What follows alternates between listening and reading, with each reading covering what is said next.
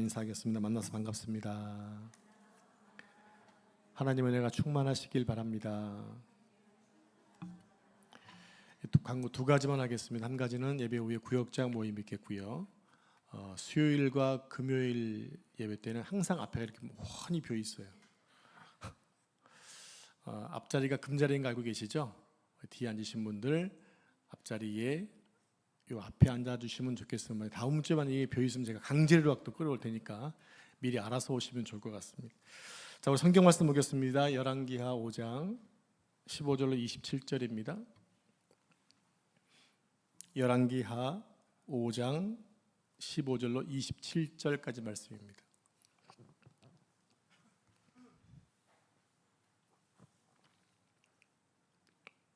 자, 한 절씩 말씀을 교독합니다. 나아만이 모든 군대와 함께 하나님의 사람에게로 돌아와서 그의 앞에 서서 이르되 내가 이제 이스라엘 외에는 온 천하에 신이 없는 줄을 아나이다.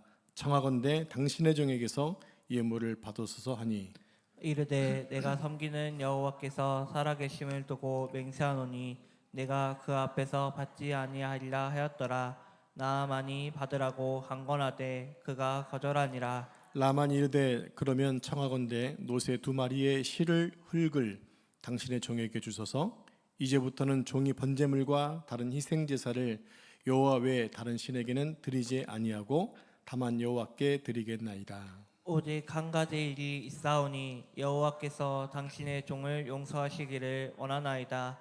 곧 내 주인께서 림몬의 신당에 들어가 거기서 경배하며 그가 내 손을 의지하심에 내가 림몬의 신당에서 몸을 굽히오니 내가 림몬의 신당에서 몸을 굽힐 때에 여호와께서 이 일에 대하여 당신의 종을 용서하시기를 원하나이다 하니 엘리사가 이르되 너는 평안히 가라 하니라. 그가 엘리사를 떠나 조금 가니라. 하나님의 사람 엘리사의 사환 게하시가 스스로 이르되 내 주인이 이 아람 사람 나아만에게 면하여 주고 그가 가지고 온 것을 그의 손에서 받지 아니하였도다.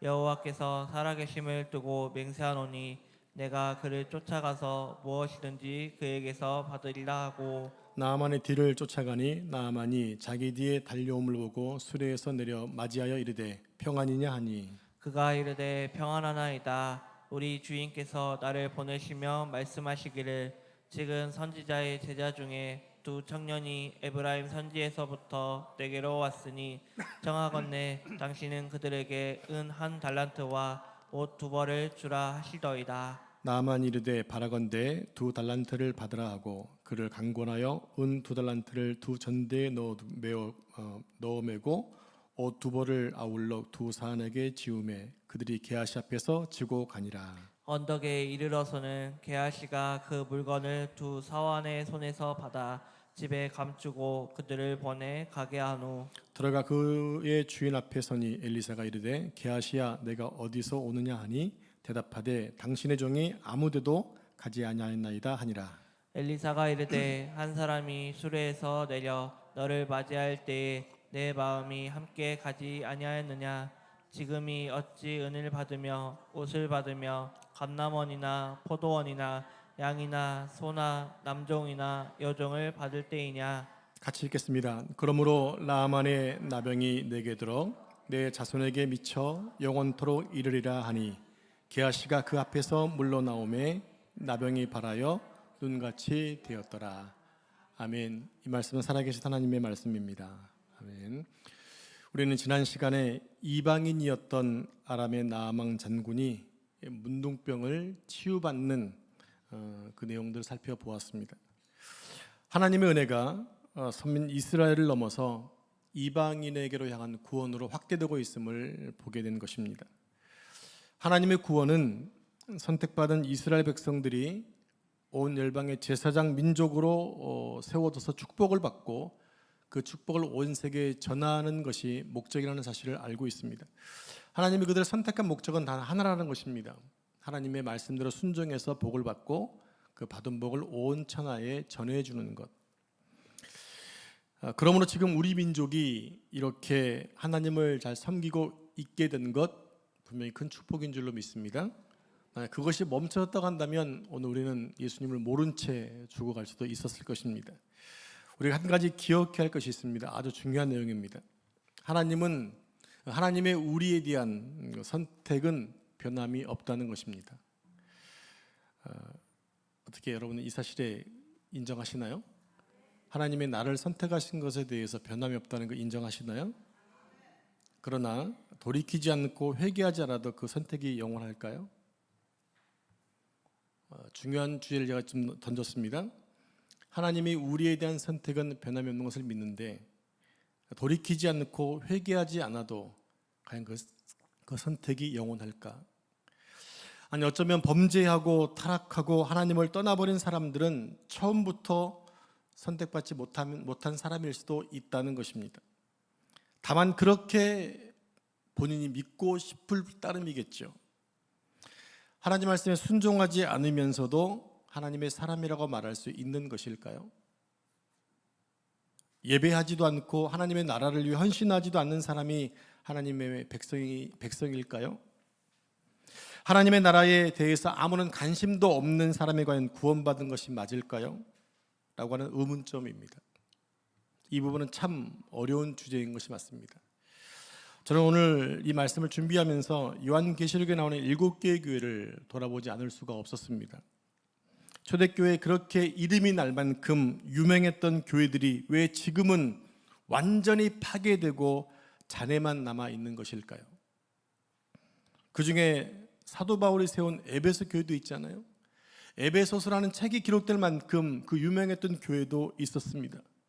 물론 교회는 건물이 아니라 사람이라는 것이 확실합니다. 그러나 때론 건물은 이 사람을 대표하기도 하지만 교회를 대표하기도 한다는 것입니다. 그렇기 때문에 비참하게 건물이 파괴될 수도 있다는 거지요.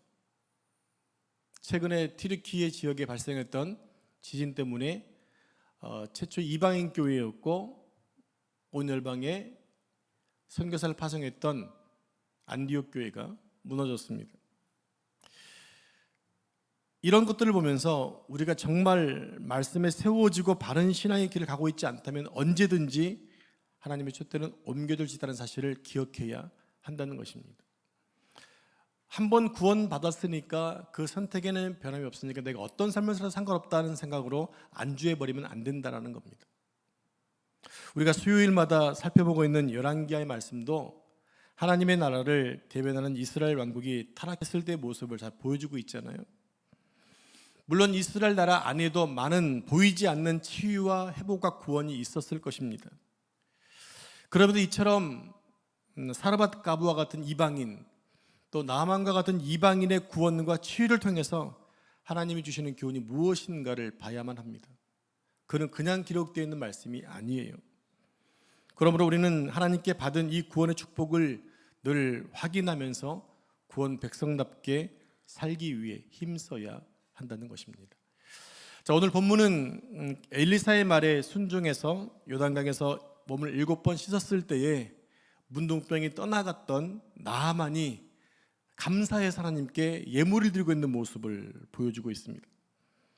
그러나 엘리사는 그것을 거절하지요. 그러나 그의 시종 게하시가 물질의 욕심을 내서 스승 몰래 나아만을 쫓아가 선물을 받아 챙겼던 모습, 결국 그것으로 인해 나아만이 걸렸던 문둥병이 게하시에게 걸린 사건을 지금 보여주고 있습니다. 자, 우리 15절 말씀을 같이 우리 합독하겠습니다. 나아만이 모든 군대와 함께 하나님의 사람에게로 돌아와서 그의 앞에 서서 이르되 내가 이제 이스라엘 외에는 온 천하에 신이 없는 줄을 아나이다. 청하건대 당신의 종에게서 예매를 받으소서 하니. 자, 지금 나아만의 고백을 보면 하나님을 발견한 흔적이 나오잖아요. 자, 내가 이제 보니까 이스라엘 나라 외에 온 천하에 신이 없다라는 것입니다. 아람에 신이 없었을까요? 아람에도 신이 있죠. 근데 그 신도 못 고치는 문둥병을 하나님은 고치시더라는 것입니다. 그리고 문둥병은 하늘의 병이기 때문에 하나님 외에는 고칠 수 없다는 사실이, 그런 상식이 있었어요. 근데 자기의 몸이 회복되니까 그런 고백을 하는 거예요. 온 천하에 이스라엘 외에는 신이 없더라라는 고백이죠. 자, 그런 고백을 함께 하고 있는 나아만이 엘리사에게 돌아와서 감사한 것이 뭐냐면 이 모습은 마치 예수님이 10명의 문둥병자를 치유하셨을 때에 오직 한 사람이 나와서 감사했던 모습을 떠올리게 합니다. 10명의 문둥병자는 모두 병을 낫는 믿음을 가지고 있었습니다. 왜냐하면 예수님 말씀에 순종해서 갔기 때문이죠. 예수님이 제사장에게 보이라라고는 그 말씀을 듣고만도 갔을 때 그들 몸에서는 치유가 일어났습니다. 그러나 그들은 병 낫는 신앙에 그치고 말았다라는 거예요. 우리가 오늘날 이 시대에 하나님의 은혜만 받는 것으로 만족하면 안 된다는 것입니다. 어디까지 나가야 돼요? 그 은혜에 감사하는 신앙까지 나가야 한다는 얘기입니다. 감사를 계속해야 더 큰 감사가 임하게 되기 때문에 그래요. 예수님은 그들이 병 낫는 체험을 통해 진정으로 구원받는 신앙의 자리로 나아오기를 원하셨습니다. 그러나 사마리아 사람 외에는 아무도 나오지 않았어요. 그런데 나아만은 병 낫는 것도 대단한 것이었지만 그에게는 살아계신 하나님을 체험한 것이 더 컸다고 하는 것입니다. 그의 고백이잖아요. 이스라엘 외에 다른 나라에서는 신이 없다. 그래서 엘리사에게 찾아와서 감사드리고 하나님께 대한 신앙을 고백합니다. 나아만은 이것을 통해서 하나님을 섬기는 믿음의 사람이 된 것입니다. 우리 신약시대에는 예수님을 구주로 믿으면 구원받게 되고 하나님의 사람이 되죠. 근데 구약에서는 남성과 여성이 이스라엘 백성이 되는 게 어떤 기준이었느냐? 남성은 할례를 받으면 됩니다. 할례를 받으면 언약 백성이 됩니다. 여성들은 하나님을 신으로 고백하면, 믿음을 고백하면 이스라엘 백성 될 수 있는 축복을 누릴 수 있었어요. 근데 오늘은 나아만은 할례를 행하지 않았음에도 불구하고 그 고백하잖아요. 열방에 이스라엘 외에는 하나님이 없다. 이 고백 속에 믿음이 담겨져 있었던 거지요. 그래서 그런 하나님의 백성이 되었습니다. 여기서 나아만은 두 가지를 하게 됩니다. 하나는 자기 병이 나은 것에 대한 감사를 표현한 것이었어요. 이것은 나아만에게는 너무나 당연한 일이기도 했습니다. 그는 이 병이 낫지 않으면 모든 것을 다 포기해야 되는 상황이잖아요. 문둥병은 치유가 안 되기 때문에, 약이 없기 때문에 점점 그 강도가 강해집니다. 처음에는 눈썹만 빠지는 것이 나중에는 코가 잘려지기도 하고 귀가 잘리기도 하고 손가락 발가락이 잘려집니다. 몸이 점점 썩어서 문드러지는 거예요. 결국 시간이 지나면 나아만은 가지고 있는 모든 권력을 다 내려놓을 수밖에 없는 상황에 처해지게 될 것입니다.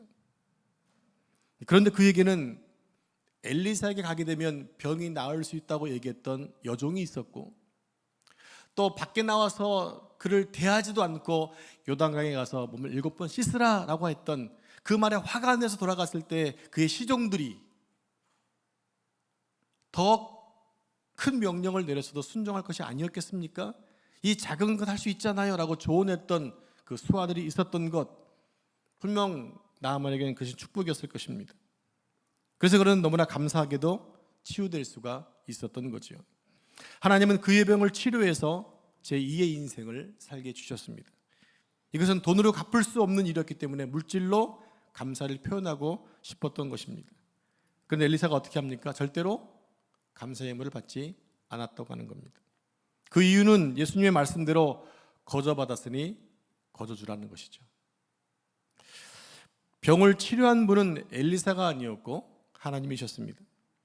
병을 치료해놓고 돈을 요구하는 것은 하나님의 치유를 의지하는 것이 아니라 자기가 치유한 거잖아요.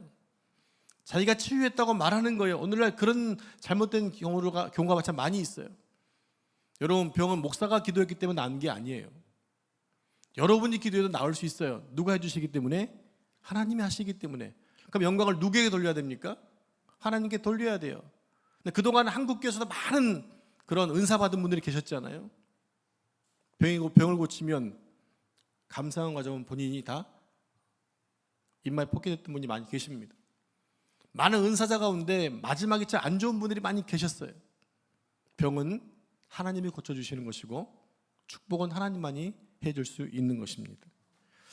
또 하나가 있습니다. 엘리사가 수리하러 돌아올 때 왕과 함께 우상의 신에게 절을 해야 되는데 그것을 허락해 달라는 겁니다. 실은 어떻게 보면 지금 나아만은 괜히 안 할 말을 하고 있는 것 같아요. 본인이 그냥 가서 예전처럼 절하면 우상 섬기는 건 아무 문제가 안 됐습니다. 근데 그가 구원을 받고 나니까 그것마저 허락을 받고 싶었던 거예요. 나아만은 하나님만 섬기기로 결심하고 이스라엘의 흙까지 얻어가지고 떠나지만 이방 나라의 왕의 신하이기 때문에 어쩔 수 없이 왕이 명령하면 자기도 이방 신에게 절할 수밖에 없습니다. 그거 용서해 달라고 얘기하고 있는 거예요. 그 말을 엘리사는 어떻게 합니까? 받죠. 그래서 평안을 구하면서 돌려보내게 됩니다. 근데 문제는 지금부터입니다. 나아만이 엘리사에게 주려고 했던 선물들은 참으로 탐이 나고 좋은 것이었습니다. 평생 가져보지도 못하고 소유할 수도 없는 그런 물질들이었습니다. 그래서 그것을 게하시가 탐하게 됩니다. 여러분, 견물생심이란 말이 있잖아요.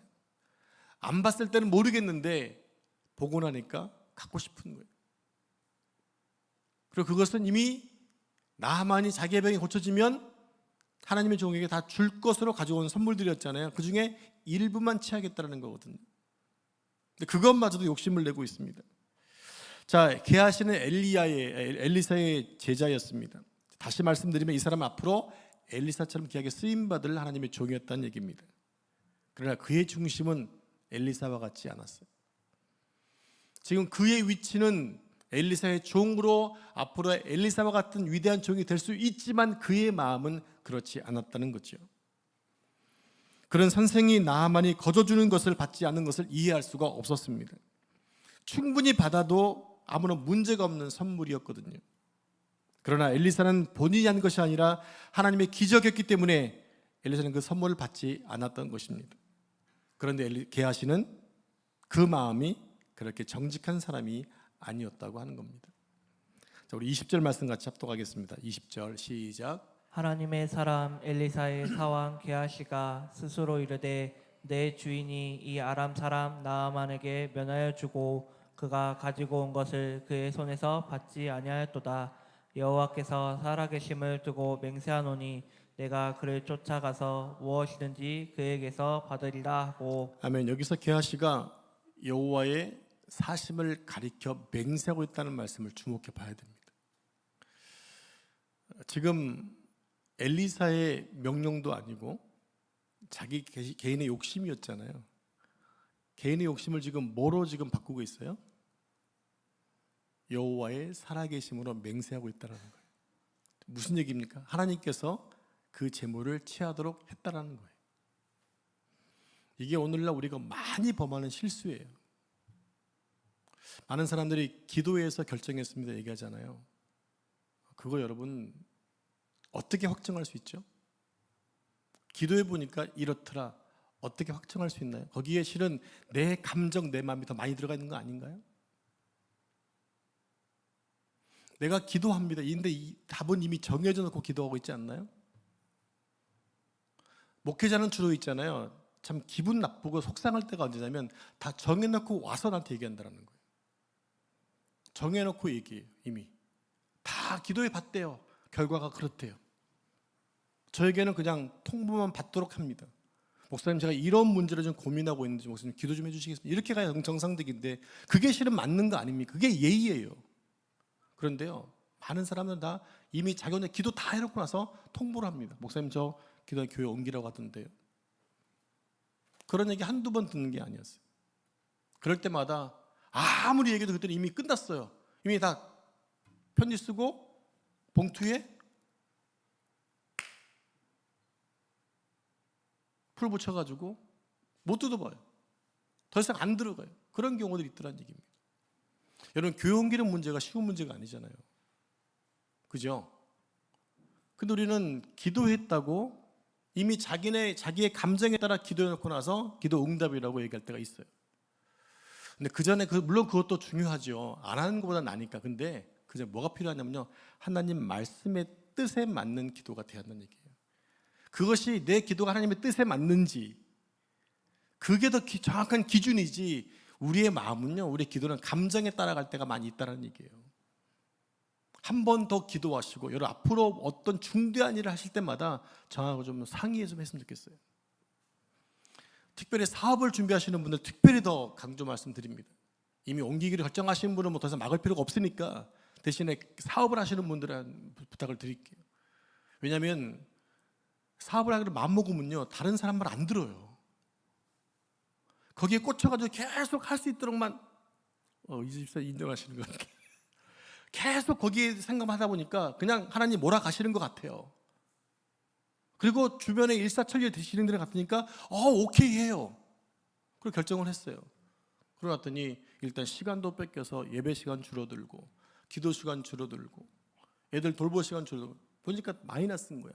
더군다나 돈이라도 벌면 다행이지 돈도 안 벌어져. 그럼 너무너무 힘든 거 아닙니까? 그때 가서 땅을 쳐도 소용이 없다는 얘기예요. 그 전에 기도하면 정확하게 진단을 받고 시작을 해야 한다는 얘기입니다. 그래서 집을 사놓고 후회한 분도 많이 계시고 하는 것도 있어요. 꽂히면요, 교통편 그런 거 안 바라봐요. 그냥 무조건 저 집에 꽂혀가지고 그냥 거리 상관없이 했다가 후회되는 경우들이 많이 있어요. 여러분, 한숲 아파트에 그렇게 해놓으신 분 여러분 계시잖아요. 많은 분들이 그랬어요. 물론 지금 다 정리해서 잘 살고 계시지만 그런 일들이 있을 수 있다는 얘기입니다. 여러분, 기도했다고 해서 여러분 함부로 결정하시면 안 됩니다. 그 기도가 정말 주께서 주시는 감동의 기도인지 아니면 내 감정인지를 정확히 파악하셔야 돼요. 그래야 상처가 되지 않아요. 다행히 이렇게 봉합될 수 있으면 다행이지만 봉합될 수 없는 문제는 큰 상처가 될 수 있다는 거예요. 오늘 지금 얘기하시는 자기 욕심을 채우기 위해서 뭐라고 얘기합니까? 여호와의 살아계심을 가지고 맹세하고 있단 말이에요. 그 결과 알고 있죠. 나아만의 문둥병이 게하시에 걸려서 그 물질 써보지도 못하고 문둥병자가 되고 말아요. 양심을 속이기로 결심한 게하시는 즉시 나아만을 뒤쫓아갑니다. 혹시나 아람으로 넘어가 버리면 못 가니까 더 멀리 가기 전에 쫓아갔던 것입니다. 그리고 마중 나온 나아만에게 이렇게 거짓말을 합니다. 조금 전에 2명의 선지자 생도가 왔는데 엘리사가 그들에게 은 1달란트와 옷 2벌을 주라고 했다고 거짓말합니다.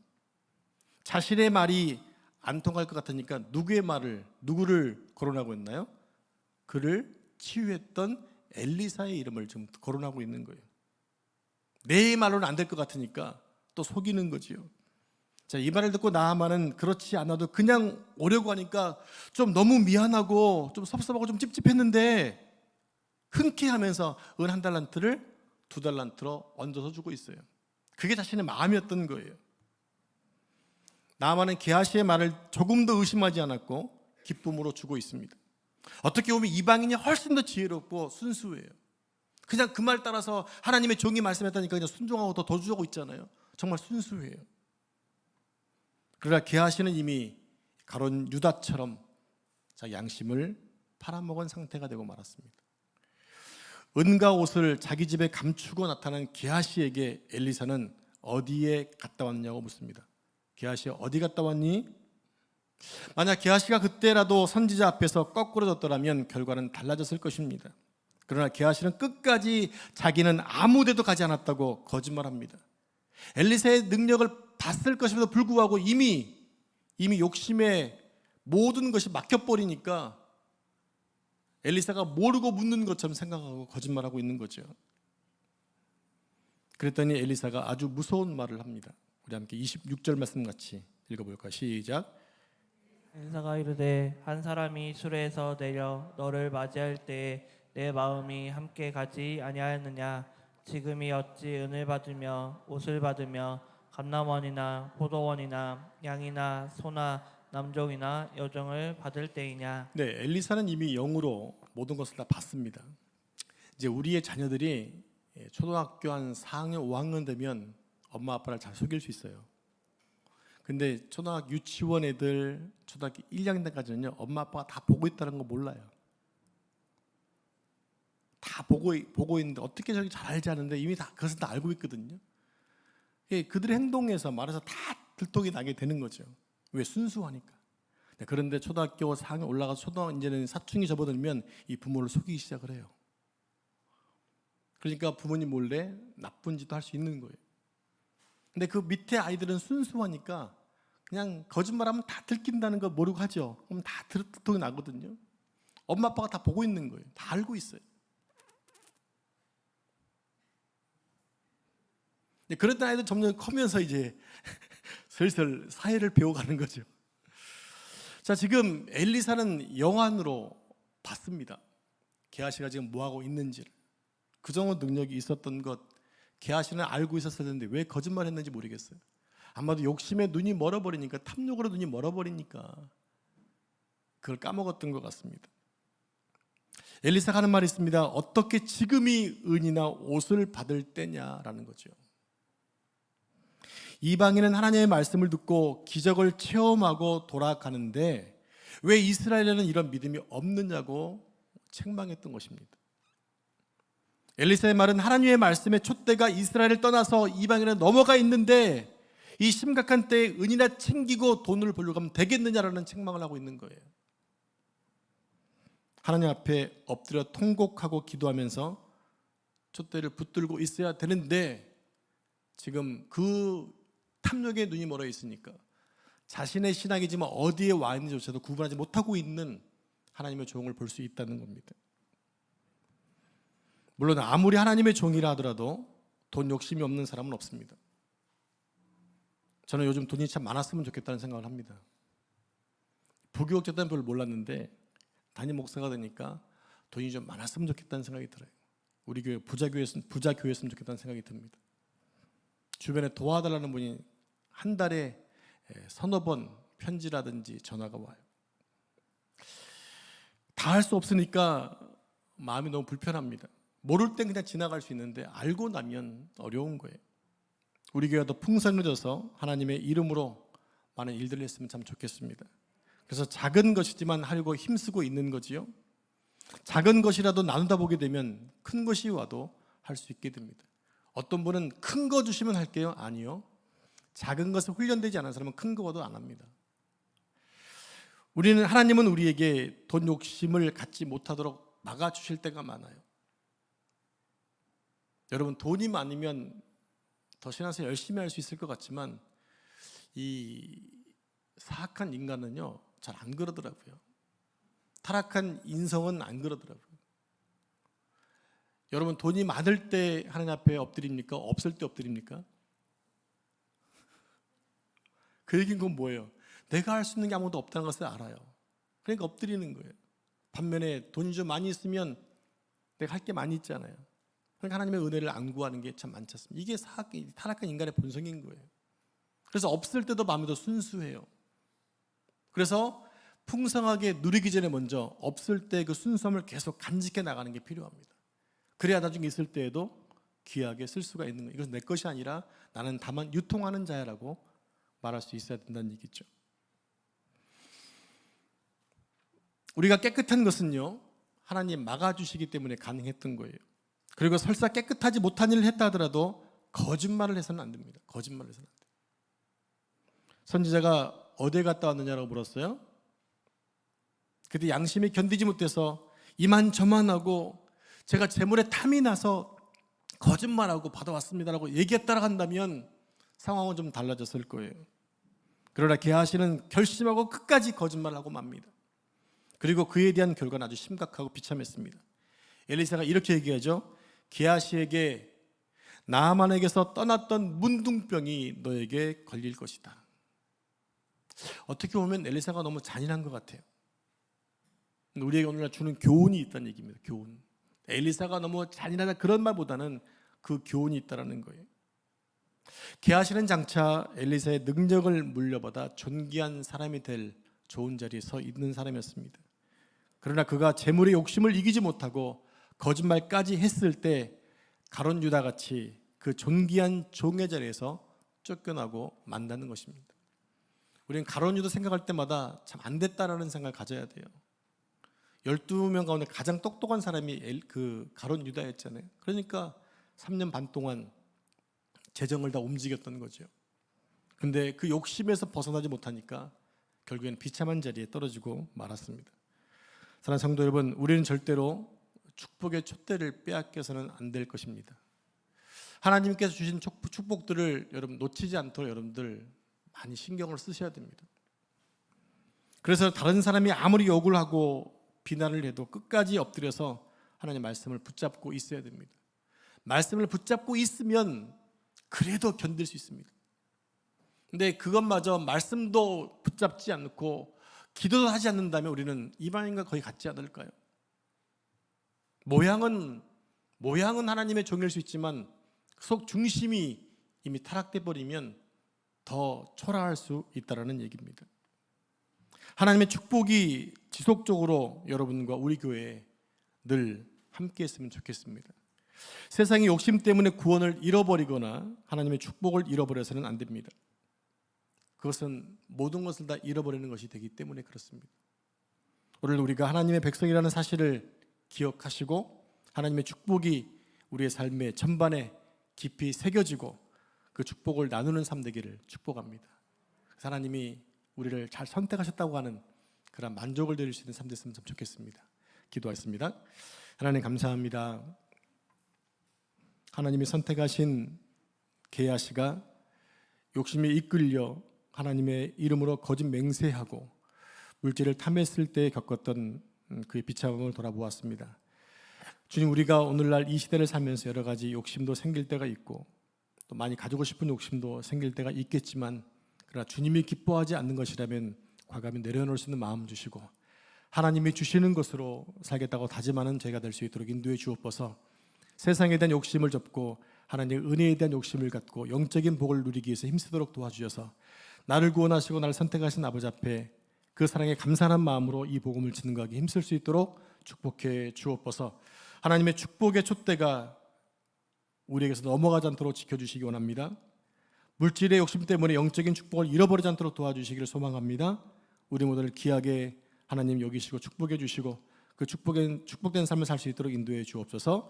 이 모든 말씀을 거룩하신 예수님의 이름으로 기도합니다. 아멘.